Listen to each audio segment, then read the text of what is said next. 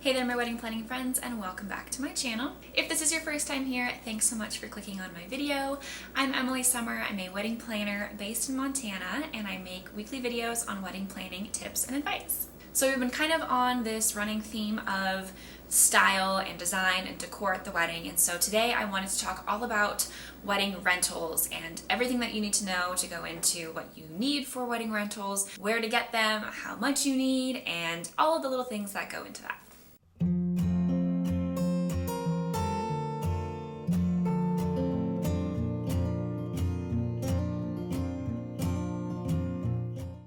So when it comes to rentals for your wedding, I'm going to break this down into essentially three main categories. So you're going to have your basic rentals, that's your tables, chairs, linens. You're going to have your tabletop rentals, and then you're going to have your specialty and decor rentals. So those are the three main topics we're going to talk about today, and depending on how long this video is, the specialty and decor category will probably be its own video, but let's dive into it. So your basic rental category. This is your tables, chairs, linens, and then tent and dance floor if those are things that you are going to have. So for starters, knowing whether any of these items are provided from your by your venue is your first step. So if your venue provides you with tables and chairs, then you're not going to need to rent anything additional unless you plan to go with a different option. So maybe your venue offers you a very basic package of tables and chairs, but you're wanting to rent farm tables, or you want to rent a different style of chair for your ceremony. This is when you would contract a third party, a rental company, to supplement whatever items that you need that your venue doesn't provide. So if you're starting from scratch and your venue doesn't provide you with any rental items, then you're going to need, first off, tables and chairs. Those are your two most basic items that you need at any wedding. So when it comes to tables, this is essentially tables that your guests are going to sit at your reception. So we'll start there. And typically this is a round table or a rectangle table. Now, there isn't really a benefit one way or the other. A lot of it has to do with aesthetics. I personally like to style and the look of rectangle tables better. It's just a little bit easier to kind of think through the design process as far as centerpieces go and table settings and that sort of thing on a rectangle table. However, if you have a large guest count and a smaller venue space, round tables do seem to work a little bit better with more people. So you have a little bit more flexibility with setting the round tables as far as proximity to one another and having room to walk around and room to scoot out tables with round tables than you do with rectangle tables. So when it comes to round tables, you have 60-inch rounds and you have 72-inch rounds. With a 60-inch round, you can comfortably seat 8 people. Sometimes rental companies will say that a 60-inch round will seat 10 people. Technically, yes, if you really needed to, you could squeeze 10 people into a 60-foot table. However, I don't recommend it. The way that the chairs and the legs sit at the table, it's really difficult to fit that many people in. So unless you're in a really big bind, unless you absolutely need to cram people into a small space and you have to seat 10 people at a 60-inch round, just seat 8 and everyone's going to be comfortable, everyone's going to have the room that they need, and we're not going to be kicking the table and the legs and just having really awkward placement of the chairs. So 8 people to a 60-inch round. You can fit 10 people at a 72-inch round table. You can squeeze on an extra one if you need to fit 11, but again, even though it says that it seats 12 people, I wouldn't recommend seating 12 people at a 72-inch round unless you absolutely have to at a couple of tables. So that being said, kind of knowing what your guest count is and knowing the space that you have for your reception, this will probably help you determine whether you want to go with a round or rectangle table and how many of each you will need. So when it comes to chairs, there's a lot of chair options, from your very most basic folding chair to those really fun plastic ghost chairs or gold chivalry chairs. There's really a lot of options here when it comes to chairs. So when you're thinking through chair rentals, you need to think through the fact that you will need chairs for both your ceremony and your reception. If they are in very close proximity to one another, you can get away with having the same set of chairs for your ceremony as your reception and save some money there. However, keep in mind that you will need some sort of plan to get your chairs from your ceremony site to your reception site. Whether that is a team of people that are there on staff that will help move those chairs, or if you're designating your groomsmen or your bridal party to move those chairs from one site to another, or simply making an announcement at the end of your ceremony that every guest should take a chair and bring it to their table at the reception. If you're having a pretty casual outdoor wedding, guests typically don't mind this. I see this done a lot in Montana.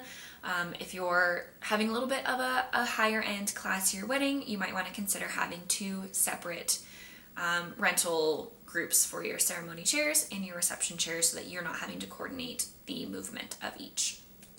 So, when it comes to chairs for your ceremony site, I would recommend ordering about 10 to 15 extra chairs than what your guest count is. Sometimes people will show up last minute, or maybe a chair comes that's not working properly, or it's kind of wonky or something, then you have extra ones to supplement it with. Moving on, linens are another basic rental item in this category, and again, you have a lot of options here from your very most basic white linen tablecloths and napkins. Or if it's in your budget and you're trying to stylize it a little bit more, there are options to have more stylized linens. So maybe that's a really flowy, beautiful runner that's going to pool at the floor. Maybe you want some patterns. Maybe you want a velvet drape and that's not available locally for you. There are some online resources that you can utilize. I use BBJ Linen a lot, and they are a great online resource. You can order swatches from them to kind of match and pair together, match with your bridesmaids' dresses or any other colors that you are having to match. Just keep in mind when you're renting linens, a little bit more specialty linens, they're going to cost a lot more money than just your basic polyester solid color napkin and linen. So keep that in mind, that if that's something that you're liking the look of, if you've seen a lot of photos with really cool different linens, different patterns, different types of material, you're going to be spending a lot more money than your basic linen rentals.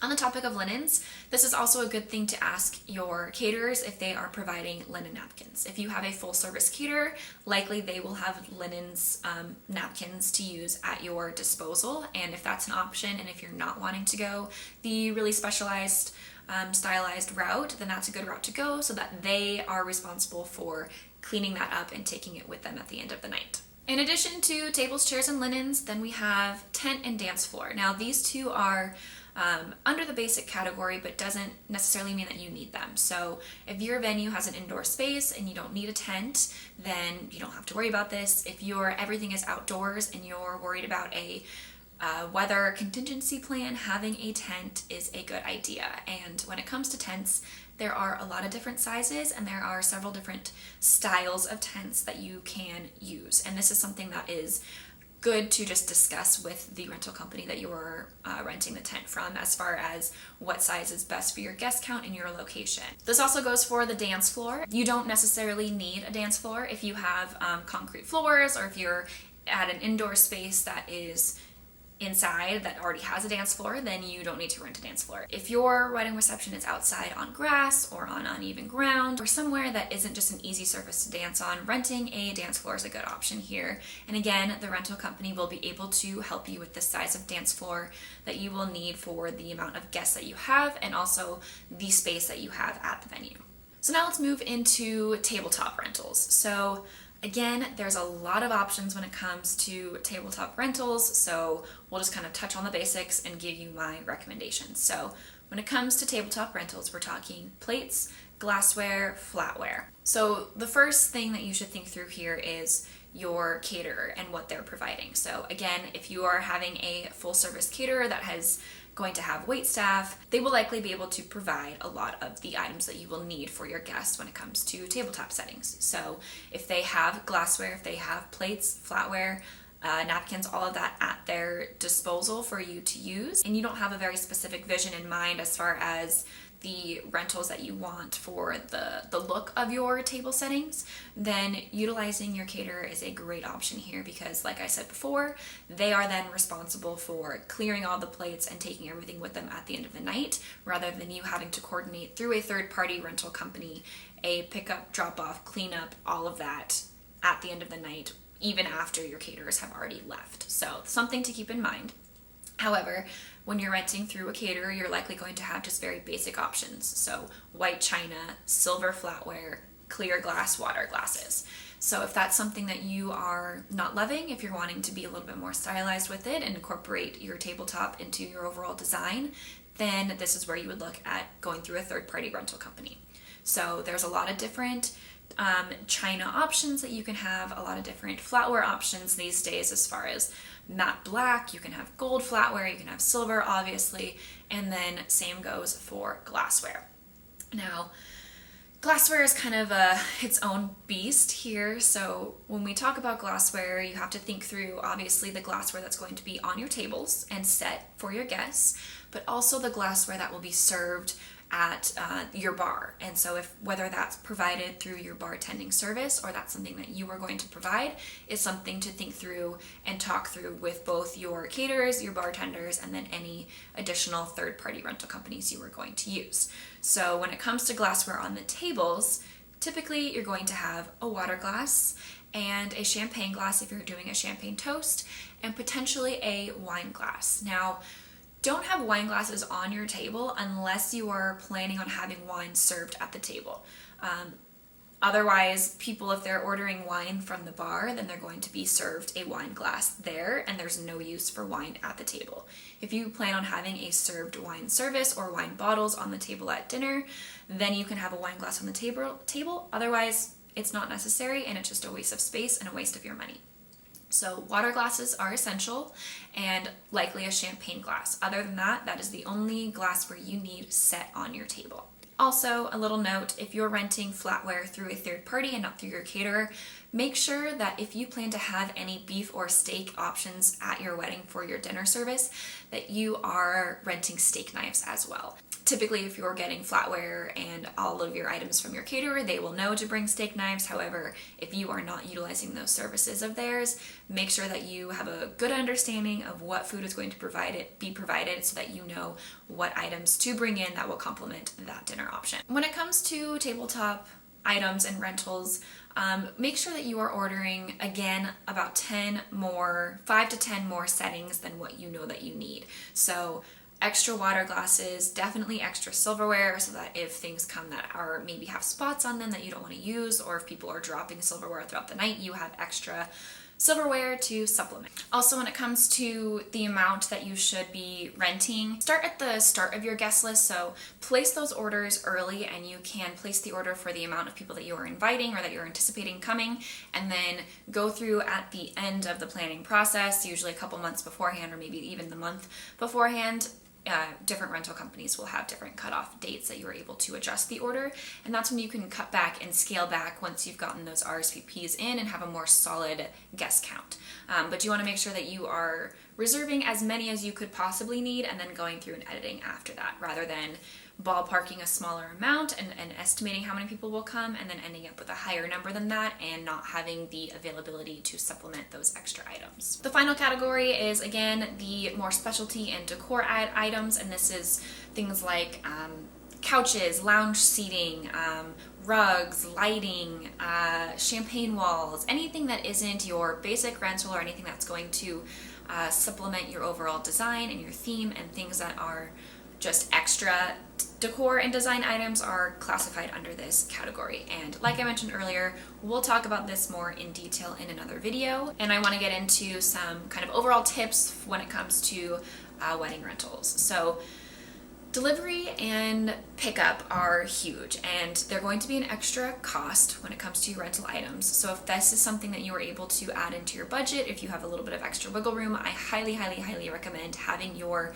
rental company deliver your items and pick them up. That way you're not having to coordinate somebody to go and pick them up, especially if it is a large amount of items. If you're renting tables, chairs, glassware, plates, everything for all of your guests, that's going to take up a lot of room in someone's vehicle, and likely multiple vehicles. So allow yourself to not have to coordinate that and have the rental company deliver and drop off or pick up.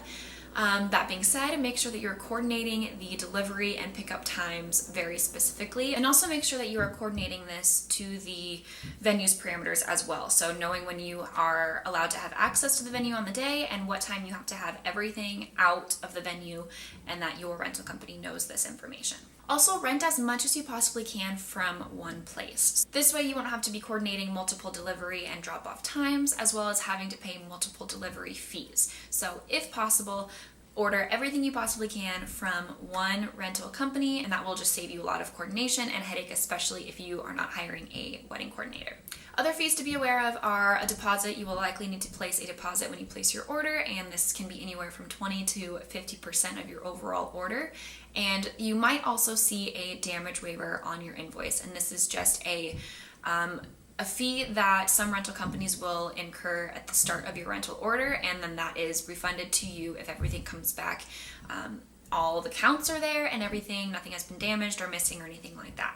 It's also important to know the expectations of your rental company and what's in your contract for their pickup. If they are going to be supplying pickup services, some rental companies will just come and pick up everything as is, and some will give you stipulations on you must have everything stacked up, like all your chairs stacked up and packed up and ready to load up in one specific location, or have all of your rental items kind of put together and packed up and ready to just pick up. So understand what the expectations are from the rental company you are renting from, so that you aren't getting hit with any extra fees during cleanup time. You can rent just about anything for your wedding, and renting items rather than purchasing is often the best option and most cost efficient. Hopefully you found this video helpful. If you did, please like and subscribe to get weekly videos on wedding planning tips and advice, and we'll see you next time.